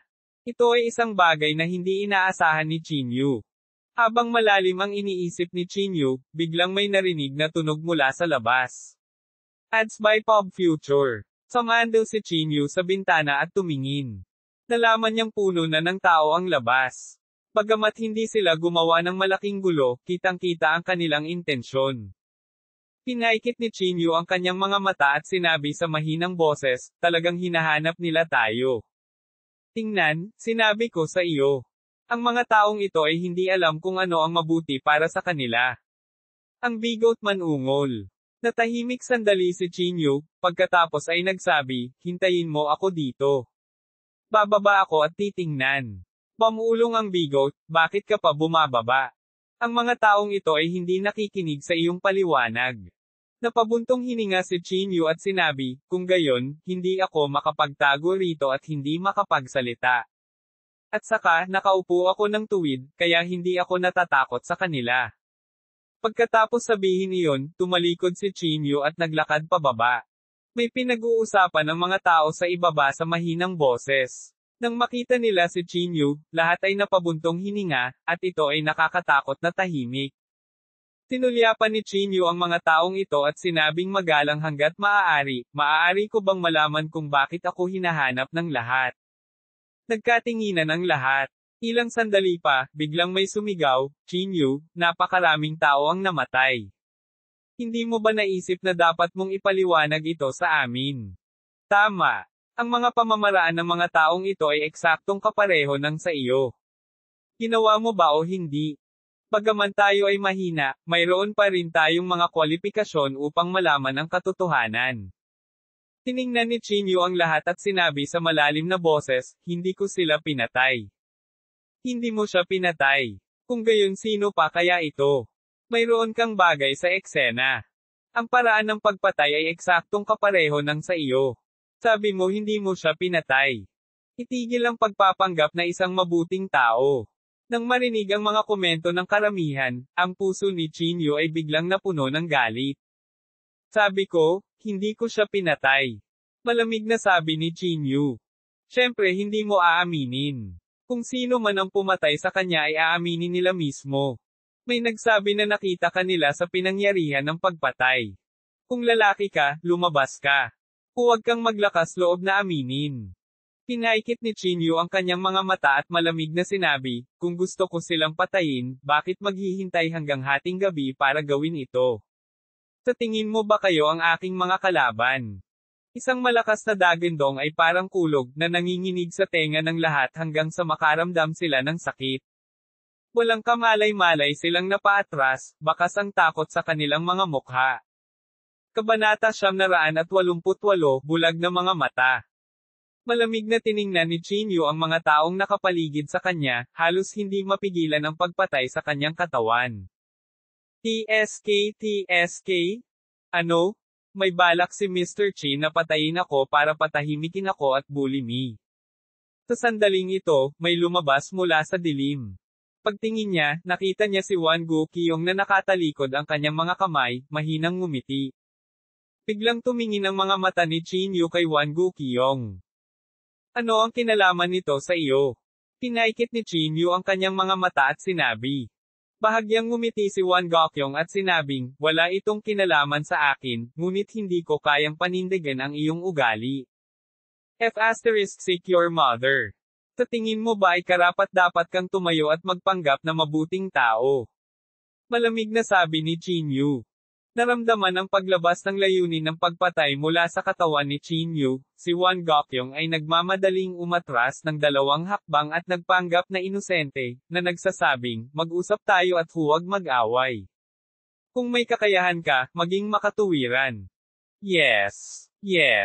Nagbulungan din yung iba. Huminga ng malalim si Chinyu. Gusto niyang punitin agad si Wan Guqiong. Itong taksil na tingin na ito ay talagang kinasusuklaman siya ng mga tao. Uulitin ko. Hindi ko ginawa ito. May nag-frame sa akin, malamig na sabi ni Chinyu. Tungkol sa spell na sinabi mo, hindi lang ako ang maaaring gumamit nito. Maraming tao sa mundo ang nakakaalam nito. Kung gayon paano mo ipapaliwanag ang sombrero na ito? Gumisi si Wan Guqiong. Bagamat ayaw siyang kausapin ni Chinyu, pinipigilan pa rin niya ang kanyang galit at inilabas ang kanyang sombrerong mukhang libo. Ito ang aking sombrero. Iyon ay peke, malamig na sabi ni Chinyu. Hindi ko na kailangan pang sabihin para i-frame ka. Nagkatinginan ang mga tao sa paligid at parang nag-aalinlangan. Ads by Pop Future. Sarkastikong sinabi ni Wan Guqiong, sino ang nakakaalam kung peke o hindi ang sombrero sa iyong kamay?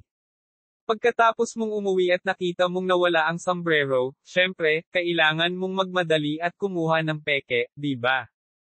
Hindi nagsalita si Chinyu at diretsyong isinuot ang sombrero sa kanyang ulo. Sa isang iglap, nagkaroon ng epekto ang libong mukha at tinakpan ang mukha ni Chinyu. Kung peke ito, paano ito magkakaroon ng ganoong epekto? Malamig na sabi ni Chinyu. Gumuso si Wan Guqiong, sa pagkakaalam ko, ang ibang sombrero ay maaari ding magkaroon ng parehong epekto. T. Malamig na sabi ni Chinyu. Pagkatapos sabihin sa kanya na alisin ang sombrero. Pinigay ni Wan Guqiong ang kanyang mga kamay at sinabing, wala sa akin ang sombrero. Kung gayon tumahimik ka. Sigaw ni Chinyu. Ano? Bilang isang mamamayan, wala ba akong karapatang magtanong? Panunuya ni Wan Guqiong. Hindi na pinansin ni Chinyu si Wan Guqiong. Tinulyapan niya ang karamihan at sinabi, naniniwala ba kayo sa akin? Nagsimulang mag-usap ang mga tao sa mahinang boses. Pagkatapos ng paliwanag ni Chinyu, tila nag-aalinlangan sila. Parang hindi ganoong klaseng tao si Mr. Chin. Oo, maraming beses niyang niligtas ang gusali noon. Bakit niya gagawin ang ganoong bagay? Mahirap sabihin. Hindi mo mahuhusgahan ang isang tao sa kanyang hitsura. Habang nag-uusap ang lahat, may dumaan na grupo ng mga tao mula sa di kalayuan. Excuse me. Isang grupo ng mga purple na robe ang nanguna. Itinabi nila ang karamihan at tinanggap si Gu Xinghe. Nang makita niya si Gu Xinghe, biglang naging malamig ang ekspresyon ni Qinyu. Talagang may kinalaman ito sa iyo, pinaikit ni Qinyu ang kanyang mga mata at sinabi. Nagkunwaring nalilito si Gu Xinghe at nagsabi, ano ang ibig mong sabihin dyan? Bakit hindi ko naiintindihan? Ngumisi si Qinyu, kung mayroon kang anumang mga trick, pagkatapos ay gamitin ang mga ito kaagad. Huwag magsalita ng walang kaparerekon. Mahina na sinabi ni Gu Xinghe, Qinyu, dahil nangyari ang ganoong bagay sa Elfi Society, bilang ang taong namamahala sa Martial Arts Association sa Jingdo, syempre, kailangan kong maunawaan ang sitwasyon. Pagkatapos ng ilang araw ng pagsisiyasat, nalaman namin na ang lahat ng ebidensya ay direktang nakaturo sa iyo. Ano ang masasabi mo? Ngumisi si Qinyu at sinabing, kung gusto mong dagdagan ang krimen, hindi na kailangang magsabi ng anuman. Gu Xinghe? Kung hindi ako mali, ito ay ginawa ni Hiteng, tama ba? Isang bakas ng hindi matukoy na takot ang sumilay sa mga mata ni Gu Xinghe, ngunit ito ay panandalian. Huwag magsinungaling sa isang mabuting tao, malamig na sabi ni Gu Xinghe. Alam kong hindi mo aaminin, kaya matagal na akong pinaghandaan. Sa pamamagitan nito, naglabas si Gu Xinghe ng isang video. Pinuksan niya ang video at nakita niya ang isang figure na pabalik-balik. Ang figurang ito ay nakasuot ng itim na roba, at ang kanyang figure at likod ay halos kamukha ni Qinyu. Ang pinakamahalaga, sa video, ang pamamaraan ng lalaking nakaitim na lalaki ay eksaktong kapareho ng kay Qinyu. Nang makita ang video na ito, ang mga ekspresyon ng mga tao sa paligid ay nagbago ng husto, at lahat sila ay umatras. Nakita niyo bang lahat iyon? Sino pa kaya ito kundi si Qinyu? Sigaw ni Gu Xinghe. Huminga ng malalim si Qinyu at matiyagang sinabi, hindi ko nakita ang mukha ko sa video na iyon. At saka, hindi akin ang sombrero na iyon. Ang akin ay nandito. Sarcastic na sinabi ni Gu Xinghe, alam kong makakahanap ka ng sombrero na papalit dito. Sige, kukumbinsihin kita. Pagkatapos nito, pinalakpak ni Gu Xinghe ang kanyang mga kamay at lumabas ang isang binata mula sa hindi kalayuan. Ang binatang ito ay walang iba kundi si Luo Yang. Naniniwala akong alam ng lahat kung sino siya. Itinuro ni Gu Xinghe si Luo Yang at sinabi. Alam ko, ang Young Pavilion Master ng Pavilion of Heavenly Secrets. Ano ang kinalaman nito sa kanya? Ads by Pop Future. Gumisi si Gu Xinghe, ang sombrero ni Qinyu ay tinatawag na Thousand Faces at ginawa ito ng pavilion ng mga makalangit na lihim. Qinyu? Kailangan mong aminin ito, tama. Malamig ang mukha ni Qinyu at hindi siya umimik. Luo Yang, mangyaring pumunta at tingnan kung ang sombrero sa kamay ni Qinyu ay ang libong mukha ng pavilion ng mga Heavenly Secrets, walang pakialam na sabi ni Gu Xinghe. Oo, Young Master Gu. Tumango si Luo Yang. Mabilis siyang naglakad patungo kay Qinyu. Ibinaba ni Qinyu ang kanyang ulo at tumingin kay Luo Yang sa kanyang harapan. Hindi niya maiwasang maglabas ng mamamatay tao na aura. Luo Yang, minsan mo na akong sinaktan, malamig na sabi ni Qinyu. Nang marinig ito, si Luo Yang ay nagmamadaling umatras ng 2 hakbang at takot na nagsabi, Qinyu, huwag mo akong patayin. Ikaw. Nang marinig ito, agad na nagalit si Qinyu. Ang pagtataksil ni Luo Yang ay higit pa sa imahinasyon ni Qinyu. Qinyu, ito ba ay isang magandang paraan upang magbanta sa iba? Tinamantala ni Gu Xinghe ang pagkakataon na sabihin. Luo Yang, sabihin mo lang. Naniniwala ako na lahat ng tao dito ay tatayo para sa iyo. Si Luo Yang ay nagkunwaring tumingin kay Qinyu nang may takot. Umatras siya ng 2 hakbang at bumulong, ang sombrero sa kamay ni Qinyu, ay hindi 1,000 mukha. Sa sandaling sinabi ang mga salitang ito, ang buong lugar ay nagkagulo. Ngayon, lahat ng ebidensya ay nakaturo kay Chinyu. Nagmamadaling umatras ang lahat. Hindi nila maiwasang tumingin kay Chinyu nang may takot at bakas ng pagkasuklam. Naramdaman lamang ni Chinyu na ang kanyang dibdib ay puno ng galit, at ang kanyang katawan ay parang isang primitive na hayop na nakakulong. At ang halimaw na ito ay tila sisubog na anumang oras. Sasabihin ko ulit, lahat ito ay frame-up ng Martial Arts Association ng Jingdo. Dapat mong malaman kung sino ako, Chinyu. Tumingin si Chinyu sa karamihan at sinabi habang pinipigilan ang kanyang galit. Ngunit sa pagkakataong ito, walang tumugon kay Chinyu. Pilit na pinigilan ni Chinyu ang kanyang galit at sinabing, walang naniniwala sa akin. Natahimik ang eksena. Ang tanging tugon kay Chinyu ay isang mukhang naiinis. Nang makita ang eksenang ito, hindi napigilan ni Chinyu na tumawa ng malamig. Hehe, ha. Isang grupo ng mga bulag. Galit na sabi ni Chinyu. Sige. Dahil sinabi mo na ginawa ko, tapos ginawa ko na. Hindi ko na kailangang magpaliwanag pa. Habang nagsasalita siya, ang layunin ng pagpatay sa katawan ni Chinyu ay agad na sumabog. Kabanata 989, hanapin ang pamamaraan ng tao. Sa pagtingin sa Mad Chinyu, ang lahat ay agad na nagkalat sa takot. Tumingin sila kay Chinyu na parang kaharap nila ang isang malaking kalaban. Ang puot sa kanilang mga mata ay lalong nagpagalit sa dati ng galit na si Chinyu. Huwag matakot, lahat. Dahil nandito tayo, natural na hindi natin siya hahayaang gawin ang anumang gusto niya. Confident na sabi ni Gu Xinghe. Huwag mag-alala, hindi tayo uupo at walang gagawin, sabi din ni Wan Gu Qiyong. Tapos, may nakita siyang tatlong martial saints na nag-walk out. Isang malamig na ngiti ang sumilay sa gilid ng kanilang mga bibig, at ang kanilang mga katawan ay mas mayabang. Muling pinigilan ni Chinyu ang kanyang galit. Tumingin siya sa mga tao at sinabing, dahil sinabi ninyong lahat na ako iyon, kaya ako ito. Mula ngayon, aalis na ako sa 100 Spirit Society.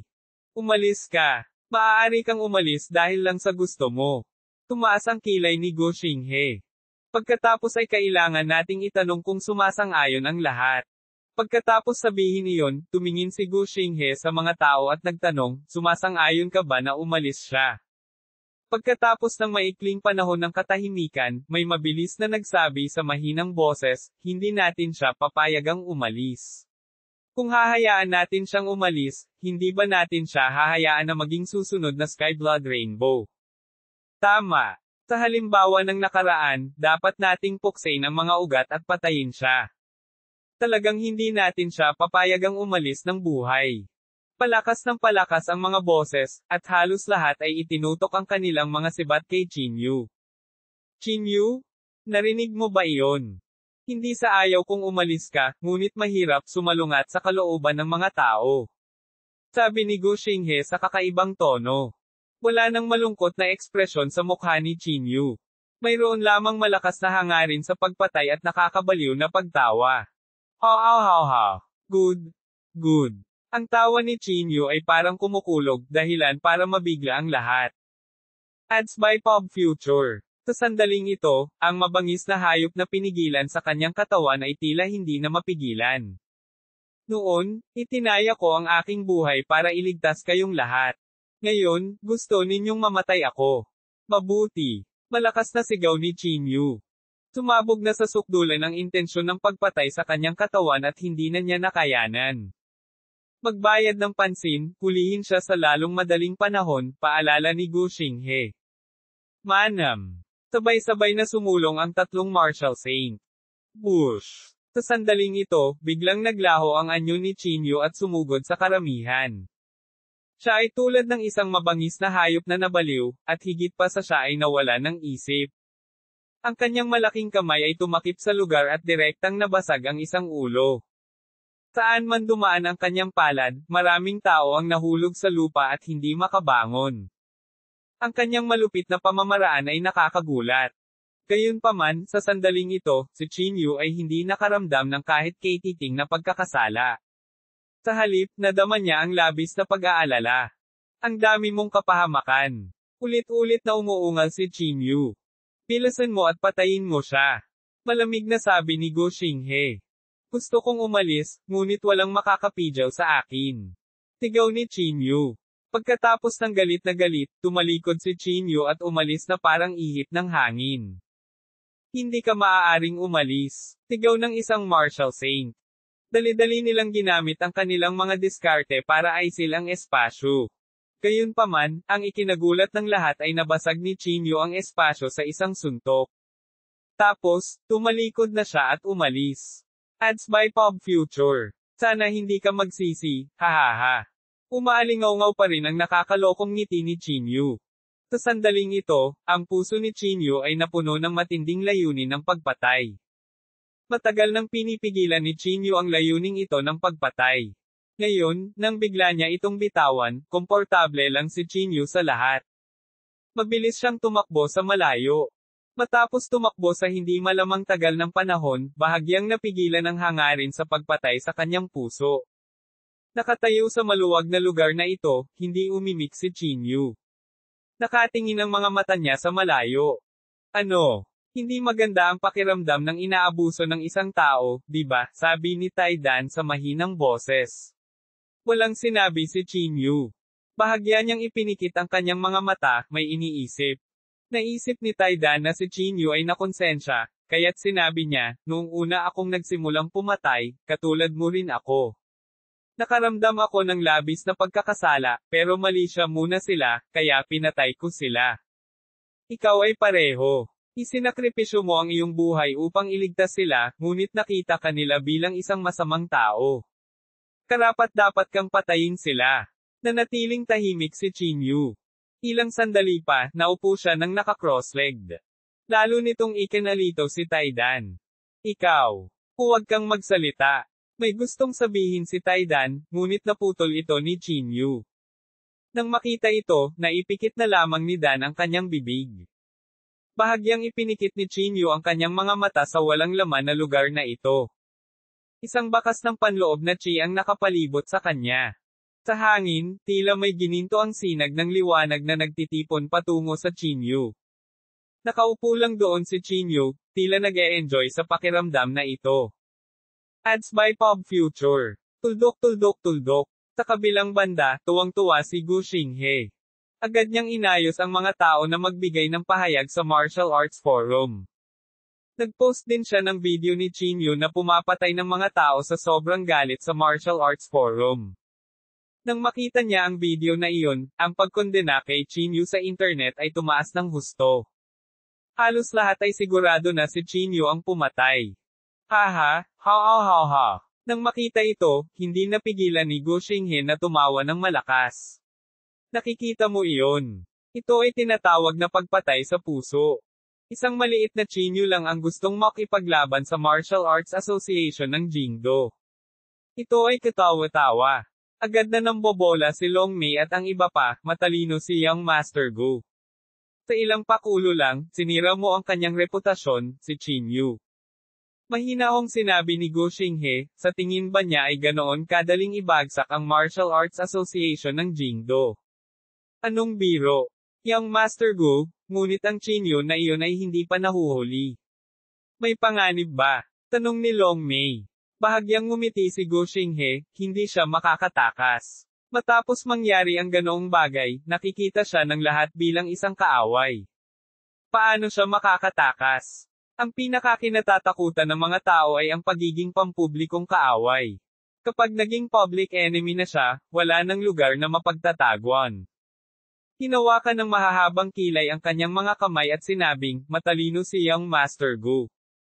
Nang sila ay, masayang nagsasaya, pumasok si Jai Xing. Tinulyapan niya si Gu Xinghe at sinabing, si Young Master Gu, Yan Jinyao at ang iba pang mga kabataang disipulo ay sinubukan na pumasok sa closed-door cultivation para maging isang martial saint. Oras na para pag-isipan mo ito. Pagkasabi nito, nag-walk out si Jai Xing. Bahagyang ngumuso si Gu Xinghe, walang kahirap-hirap para sa akin na maging isang martial saint. Siyempre, ito lang ang naisip niya.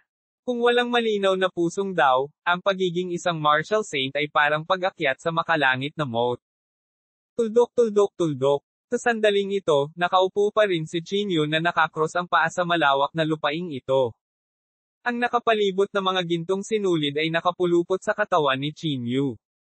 Ang mga gintong sinulid na ito ay nagmula sa Great Dao. Pagkaraan ng hindi kilalang yugto ng panahon, biglang iminulat ni Chinyu ang kanyang mga mata. Sa wakas nakahanap na ako ng sarili kong Dao technique. Ang mga mata ni Chinyu ay maliwanag at puno ng sigla. Kabanata 990, isang blessing in disguise. Sa lahat ng panahon, palaging nararamdaman ni Chinyu na medyo malayo na siya sa paghahanap ng sarili niyang Daoist technique. Matapos maranasan ang insidenteng ito, sa wakas ay nakahanap na si Chinyu ng sarili niyang pamamaraan ng Daoist. Hindi ko talaga akalain na makakahanap talaga ako ng blessing in disguise. Huminga ng malalim si Chinyu. Ang kanyang Daoist na pamamaraan ay upang patayin ang matuwid na landas. Sa pamamagitan lamang ng tiyak na pagpatay ay maaaring isang hakbang patungo sa Martial Saint Realm. At linangin din ni Chinyu ang landas na ito hanggang sa wakas. Patayin ang matuwid na daan. Parang may nahulaan si Taidan. Sumagot si Chinyu, bagaman ang aking Dao technique ay katulad ng sa iyo, hindi sila magkapareho ng lahi. Gumisi si Taidan, paano mo malalaman na iba ang mga diskarte natin sa Dao?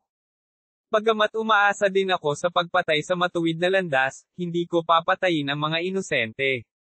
Hindi lang ako dapat maging maawain, mahinang sabi ni Chinyu. Kung tutuusin, nagmamalasakit pa rin ako sa mga karaniwang tao. Bahagyang ngumuso si Taidan at hindi sumagot. Hindi na pinansin ni Chinyu ang pagtali kay Dan. Baka sa mukha niya ang excitement. Sa ganitong paraan, isa na lang akong tangkay ng makalangit na banilya para maging isang martial saint, sabi ni Chinyu sa kanyang puso. Pagkatapos niyang magsalita, naisip ni Chinyu si Taidan. Kaya, sumigaw siya sa kanyang isip, Taidan, sa iyong kakayahan, hindi dapat maging problema ang talunin ang isang martial saint, tama ba? Martial saint, masyado mo akong minamaliit. Taidan sneered. Bagaman hindi ko magagamit ang buong lakas ko sa iyong katawan, ako ay nasa tuktok pa rin ng Almighty Realm pagkatapos ng lahat. Ang isang martial saint ay hindi kahit na nagkakahalaga ng pagbanggit sa aking mga mata. Bumantong hininga si Chinyu at sinabing, kailangan ko ang tulong mo ngayon. Tulungan mo akong pumunta sa pangalawang lihim na kaharian upang makahanap ng makalangit na banilya.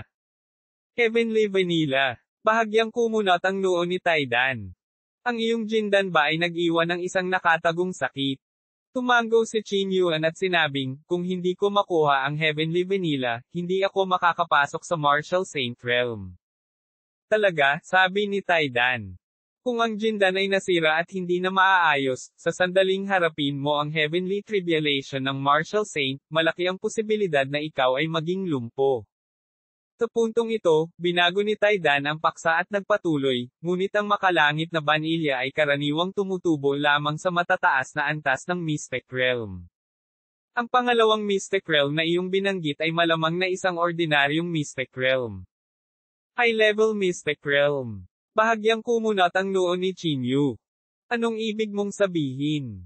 Ipinaliwanag ni Taidan, bagaman pareho silang Mystic Realms, may malaking pagkakaiba sa pagitan ng Mystic Realms at Mystic Realms.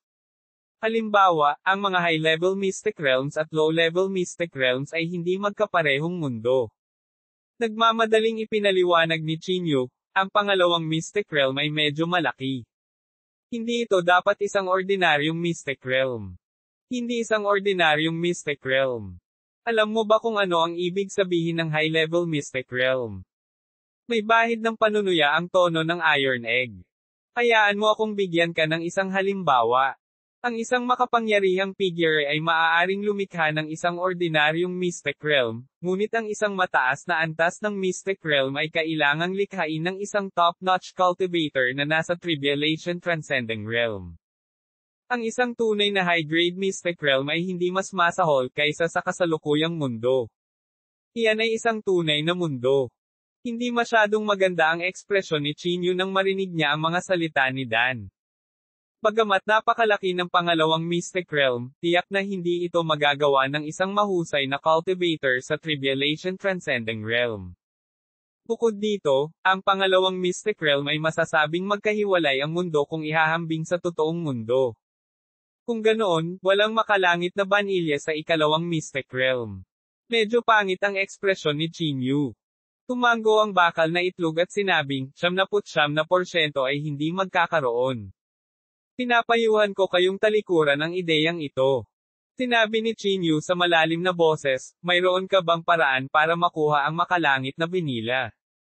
Hindi, walang pag-aalinlangan na sabi ng bakal na itlog. Agad nitong pinasakit ang ulo ni Chinyu. Handa na ang lahat, hanging silangan lang ang kailangan. Gayunpaman, hindi niya inaasahan na mananatili pa rin siya sa makalangit na banilya. Sa sandaling ito, naramdaman ni Chinyu ang bakas ng papalapit na hangarin na pumatay. Martial Saint. Bahagyang kumunat ang noo ni Chinyu. Pagkatapos, nagmamadali siyang tumayo, pinaandar ang line word formula, at tumalikod para umalis. Siya ay orihinal na nagplano upang pumunta sa siyam na tuktok ng bundok. Gayunpaman, sa pag-iisip, masyado na niyang idinawit si Jiang Xia at si Xu Weigo. Sa pagkakataong ito, nagdulot ito ng higit pang galit sa publiko. Natatakot siya na baka hindi maprotektahan ng dalawa ang kanilang sarili. Pansamantala lang akong makakatapak sa daan ng pagtakas. Tumigil lang si Chinyu pagkatapos niyang tumakas ng 12 milya. Sa ganitong paraan, si Chinyu ay hindi maaaring manatili sa isang hotel at maaari lamang manatili sa ilang. Sa susunod na mga araw, si Chinyu ay nasa daan ng pagtakas. Ang iba't ibang mga mahiwagang kaharian ay nagpadala ng mga martial saints ng sunod-sunod, na nangakong papatayin si Chinyu sa kanilang buhay. Sa Martial Arts Forum, mas nagkaroon ng clamor. Kahit na paminsan-minsan ay makakakita ang isang tao na nagsasalita para kay Chinyu, malapit na silang masupal. Sa isang kisap mata, isang linggo na ang lumipas. Sa linggong ito, si Chinyu ay tumatakbo o nasa daan ng pagtakas. Bagamat maraming beses na siyang natuklasan, nagawa pa rin niyang makatakas sa tulong ng formula na Xing. Hindi ito ang paraan para magpatuloy. Bahagyang bumantong hininga si Chinyu. Sa sandaling ito, bigla siyang nakaisip ng isang lugar. Shannan Village. Ito rin ang nayon sa bundok kung saan naroon si Yu Qin. Noong nasugatan ng husto si Chinyu, mismong sa nayon ng Shannan siya nakatakas. Hindi lang iyon, ang nayon ng Shannan ay mas parang isang paraiso na mahirap hanapin. Sa pag-iisip nito, sinunod ni Chinyu ang kanyang memorya at nagmamadaling pumunta sa nayon sa timog ng bundok. Ang lahat sa nayon sa timog ng bundok ay katulad ng dati. Kahit na ang matandang walang kamatayan ay pinatay ni Chinyu, nagpunta pa rin si Yu Qin sa kagubatan ng bundok upang mamites ng mga halamang gamot araw-araw. Tinunod niya ang race eta na iniwan ni Chinyu para sa kanya at nagpractice ng kanyang mga kasanayang medikal sa buong araw. Tinagtagal, siya ay naging isang tanyag na doktor sa nayon sa timog ng bundok, na higit pa sa kanyang ama. Sa suporta ng kanyang napakahusay na kasanayang medikal, hindi naging masama ang buhay ni Yu Qin. Gayunpaman, sa tuwing malaya siya, naiisip niya si Chinyu, na 3 araw lang niyang nakilala. Xiao Qin, hindi ko alam kung ano ang mali sa braso ko. Patuloy itong sumasakit. Mangyaring tulungan akong tingnan, sabi ng isang matandang lalaki na may nanginginig na boses. Mabilis na bumalik sa katinoan si Yu Qin at sinabing may banayad ng ngiti, Tito Lee, mangyaring maghintay sandali. Pupunta ako at kukuha ng gamot para sa iyo. Sa dilim. Nakarating na si Chinyu malapit sa Mountain South Village. Tumingin siya kay Yu Qin na nasa hindi kalayuan at medyo nasisiyahang sinabi, mukhang maganda ang ginagawa mo. Anak, palagi kang maluwag. Inilibot ni Taibin ang kanyang mga mata at sinabi, Screw you. Wala akong ganoong intensyon sa kanya. Inilibot ni Chinyu ang kanyang mga mata at sinabing, nang lalabas na sana siya at batiin si Yu Qin, 3 sasakyan ang biglang huminto sa pintuan. Nang huminto ang mga sasakyan, nakita niyang lumabas ang 5 tao. 3 martial saints. Agad na nagbago ang ekspresyon ni Chinyu. 3 martial saints at 2 martial marquis ang lumabas sa mga sasakyan. Isa sa kanila ay si Zheng Ji. Ang gayong kapangyarihan ay sapat na upang lipulin ang lahat. Lumapit si Zheng Ji at malamig na sinabi, kilala mo ba si Chinyu? Nang marinig ni Yuchin ang pangalan na matagal na niyang hinahanap-hanap araw at gabi, agad na nagningning ang kanyang mga mata. Medyo nasasabik at nahihiya niyang sinabi, kilala ko siya. Sigurado, kaibigan ba kayo ni Chinyu? Pinaikit ni Zheng Ji ang kanyang mga mata at malamig na nagtanong, nandito na ba si Chinyu kanina? Umiling si Yuchin at bumulong, matagal na siyang wala dito. Pinalaki ni Zheng Ji si Yuchin at Ninishan, mukhang hindi ordinaryo ang relasyon mo kay Chinyu. Ikaw. Huwag kang magsalita ng walang kaparerekon. Ako. Kaibigan ko lang si Chinyu. Pahina at lumambot ang boses ni Yuchin, at may bakas ng hiya ang lumitaw sa kanyang mukha nang hindi namamalayan. Nang makita ito, agad na tumawa si Zheng Ji at sinabing, well, ang babaeng ito at si Chinyu ay tiyak na may espesyal na relasyon. Pagkatapos, tumingin siya sa paligid at malamig na sinabi, opisyal kong ipinapalam sa iyo na kung hindi ko makikita si Chinyu sa loob ng 3 araw, ang iyong nayon, ay hindi maliligtas. Nang marinig ito, nagbago ang ekspresyon ni Chinyu. Nililigawan mo si kamatayan. Bakas ng galit ang bumungad sa mukha ni Chinyu.